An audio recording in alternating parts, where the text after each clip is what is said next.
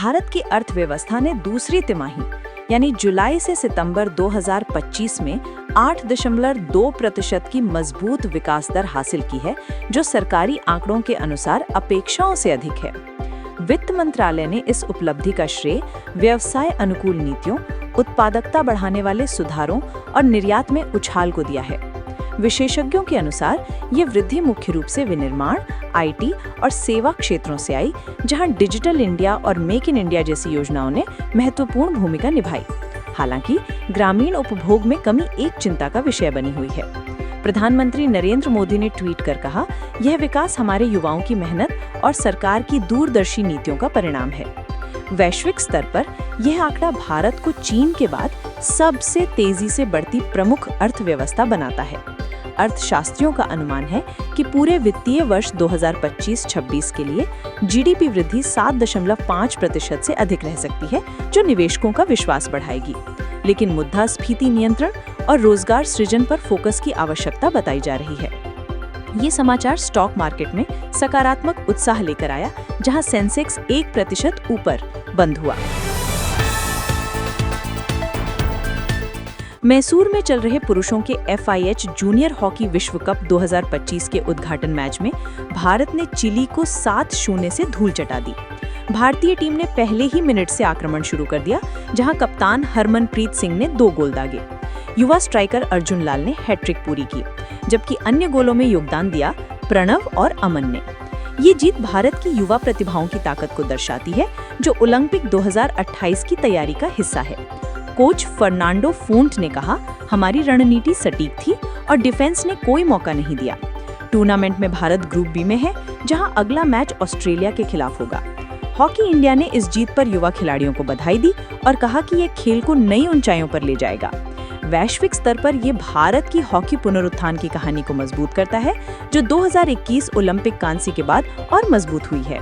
दर्शकों ने मैदान पर खचापच भीड़ के बीच जश्न मनाया, जो खेल उत्साह को दर्शाता है। एयरबस ने A320 सीरीज विमानों के लिए अनिवार्य सॉफ्टवेयर अपडेट जारी किया है, जिससे दुनिया भर की एयरलाइंस में उड़ानों में देरी और रद्दीकरण हो रहे हैं। ये अपडेट सुरक्षा संबंधी खामी को ठीक करने के लिए है, जो इंजन नियंत्रण प्रणाली से जुड़ी है। अमेरिकी FAA और यूरोपीय EASA ने इसे तत्काल लागू करने का आदेश दिया। इंडिगो और एयर इंडिया जैसी भारतीय एयरलाइंस ने 50 से अधिक उड़ानों को प्रभावित बताया, जबकि डेल्टा और ब्रिटिश एयरवेज जैसी वैश्विक कंपनियां भी संघर्ष कर रही हैं। एयरबस ने कहा, ये अपडेट 2 से 3 घंटे लेगा, लेकिन रखरखाव के दौरान व्यवधान संभव है। यात्रियों को वैकल्पिक उड़ानों की पेशकश की जा रही है, लेकिन हवाई अड्डों पर अफरा तफरी मच गई है। विशेषज्ञ कहते हैं कि ये घटना विमानन उद्योग की सुरक्षा प्राथमिकताओं को उजागर करती है, लेकिन छोटी एयरलाइंस पर बोझ बढ़ा सकती है। भारत में DGCA ने निगरानी बढ़ा दी है। कुल मिलाकर यह वैश्विक यात्रा को प्रभावित कर रहा, खासकर छुट्टियों के मौसम में। सोमवार को सोने की कीमतों में लगभग 1.6% की तेजी आई, जो रिकॉर्ड स्तर के करीब पहुंच गई। MCX पर फरवरी 2026 अनुबंध 1,29,500 रुपए प्रति 10 ग्राम पर बंद हुआ, जो पिछले हफ्ते के मुकाबले 2.9% ऊपर है।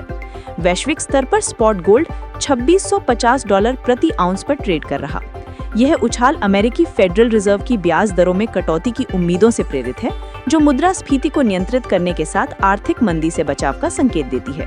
जियोपॉलिटिकल तनाव जैसे यूक्रेन युद्ध और मध्य पूर्व संकट में सुरक्षित निवेश के रूप में सोने को आकर्षक बनाया।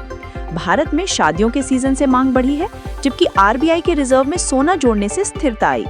विश्लेषकों का अनुमान है कि 2026 तक कीमतें $3000 तक पहुंच सकती हैं, लेकिन मजबूत डॉलर इंडेक्स उछाल को सीमित कर सकता है। निवेशकों को सलाह दी जा रही है कि विविधीकरण करें। यह समाचार वित्तीय बाजारों में सकारात्मक मूड बनाए रखा।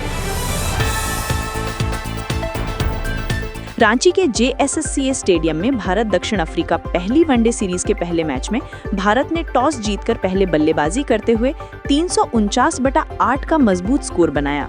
विराट कोहली में 112 रनों की शानदार पारी खेली, जो उनका वनडे में 52वां शतक था, और सचिन तेंदुलकर के 7000 शतकों के रिकॉर्ड में योगदान। रोहित शर्मा ने 60वीं 50 यानी 68 रन और KL राहुल ने 82 रनों की साझेदारी की। अर्शदीप सिंह ने शुरुआती विकेट चटकाए। दक्षिण अफ्रीका 73/3 पर लड़ रहा, जहां एडिन मार्करम आउट हो चुके। कोहली ने कहा, यह टीम का प्रदर्शन था, व्यक्तिगत नहीं। यह मैच भारत की 2027 वर्ल्ड कप तैयारी का हिस्सा है। दर्शकों ने चीयरिंग से स्टेडियम गूंजाया। विशेषज्ञों का कहना है कि भारतीय गेंदबाजी ऐसे को दबाव में रखेगी। मैच लाइव स्कोरिंग से सोशल मीडिया पर ट्रेंड कर रहा। चुनाव आयोग ने विशेष गहन संशोधन SIR के तहत फॉर्म सबमिशन की अंतिम तिथि बढ़ाकर 5 दिसंबर कर दी, जबकि ड्राफ्ट मतदाता सूची 16 दिसंबर को जारी होगी। अंतिम रोल फरवरी 2026 में आएगा। ये बदलाव पारदर्शिता बढ़ाने के लिए है, जो नई प्रक्रिया पर आधारित है, जो वार्षिक अपडेट से अलग है। आयोग ने कहा, यह सुनिश्चित करेगा कि सभी पात्र मतदाता शामिल हों। राजनीतिक दलों ने स्वागत किया, लेकिन ग्रामीण क्षेत्रों में जागरूकता अभियान की मांग की। दिल्ली MCD उपचुनाव भी आज हो रहे हैं, जहां 12 वार्डों के लिए वोटिंग है। यह कदम 2026 विधानसभा चुनावों की तैयारी को मजबूत करेगा। विशेषज्ञों का अनुमान है कि इससे 2 करोड़ नए वोटर जुड़ सकते हैं। हिंदू पंचांग के अनुसार आज मार्गशीर्ष शुक्ल पक्ष की एकादशी है, जिसे मोक्षदा एकादशी कहा जाता है। यह व्रत भगवान विष्णु को समर्पित है, जो मोक्ष प्रदान करने वाली मानी जाती है। तिथि शाम 7:02 तक रहेगी, उसके बाद द्वादशी लगेगी। शुभ मुहूर्त अभिजीत मुहूर्त सुबह 11:50 से 12:40 तक। राहु काल दोपहर 1:30 से 3 बजे तक। सूर्योदय 6:45 AM, सूर्यास्त 5:30 PM। आचार्य इंदु प्रकाश ने सलाह दी कि व्रत में फलाहार करें और भगवान विष्णु की पूजा करें। यह दिन गीता जयंती से जुड़ा है, जो भगवत गीता के उपदेशों पर जोर देता है। लाखों भक्त मंदिरों में पहुंचे, जहां दान पुण्य का विशेष महत्व है।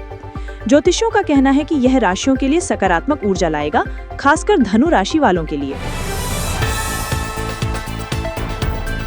संघ बजट 2025-26 में घोषित स्वामी हाई फंड के तहत तनावग्रस्त हाउसिंग प्रोजेक्ट्स में 50,000 मध्यम वर्गीय मध्यम आवास इकाइयां पूरी की जाएंगी।